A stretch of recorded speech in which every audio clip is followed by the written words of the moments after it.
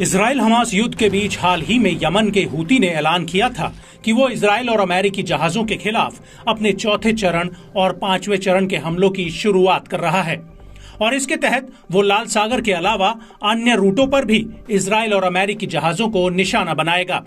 लेकिन उस वक्त ये सवाल उठा था कि क्या हूती के पास इतनी लंबी दूरी तक हमला करने के लिए हथियार मौजूद हैं या फिर वो हवाई बातें कर रहा था।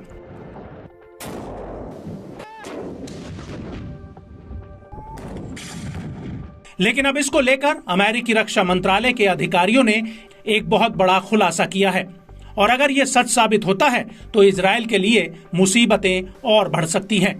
दरअसल अमेरिकी रक्षा अधिकारियों का कहना है कि हूती के पास ऐसे हथियार हैं जो भूमध्य सागर तक पहुंच सकते हैं और हूती इन हथियारों के दम पर मौजूदा हमलों का दायरा बढ़ा सकता है।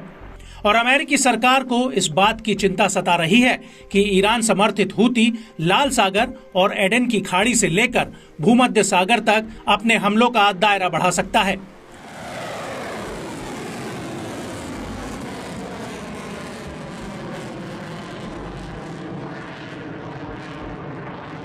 आपको बता दें कि नाम न जाहिर करने की शर्त पर अमेरिकी अधिकारी ने न्यूज एजेंसी ब्लूमबर्ग को बताया कि हूती के पास एडवांस हथियार हैं और वो अपनी एंटी शिप बैलिस्टिक मिसाइलों को कभी भी तैनात कर सकता है।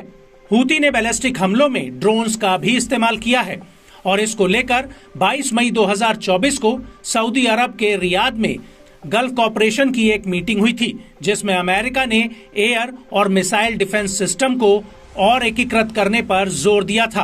अमेरिका ने इसके तहत रेडार डेटा साझा करना और शुरुआती स्तर पर चेतावनी देने की क्षमता को विकसित करने पर जोर दिया था।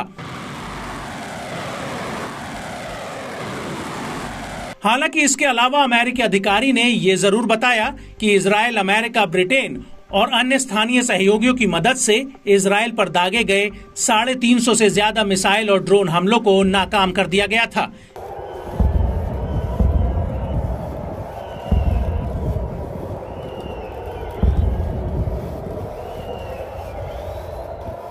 जिन्हें ईरान और उसके द्वारा समर्थित संगठनों ने 13 अप्रैल 2024 को दागा था। इन मिसाइलों और ड्रोन्स को रोक पाना अमेरिकी रक्षा गठबंधन की एकजुटता का सबूत है।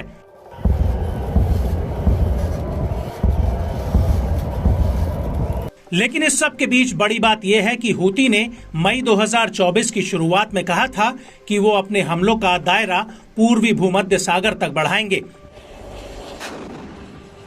हालांकि अमेरिकी अधिकारियों का कहना है कि अभी तक हूती की तरफ से भूमध्य सागर में किसी भी हमले की जानकारी नहीं मिली है।